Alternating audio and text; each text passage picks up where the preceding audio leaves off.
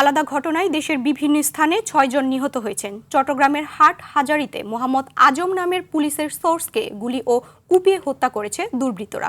সকালে উপজেলার মেখল গ্রামে এ ঘটনা ঘটে। সিরাজগঞ্জের শাহজাদপুরে গৃহবধূ মিম খাতুন মরদেহ উদ্ধার করেছে পুলিশ। এ ঘটনায় স্বামী রাসেলকে আটক করা হয়েছে। একই জেলার হাসাকোলা গ্রামে ডোবা থেকে যুবক সবুজের লাশ উদ্ধার করা হয়েছে। কিশোরগঞ্জের ভৈরব হোটেল থেকে আনোয়ার হোসেন নামে এক ব্যক্তির ঝুলন্ত মরদেহ উদ্ধার করেছে পুলিশ। মাছ ধরতে গিয়ে নিখোঁজের একদিন পর পঞ্চগড়ের করতোয়া নদী থেকে কিশোর বকুলের মরদেহ উদ্ধার করা হয়েছে। টাঙ্গাইলের মধুপুরে সড়কের পাশ থেকে মাসুদ নামে এক যুবকের মরদেহ উদ্ধার করেছে পুলিশ।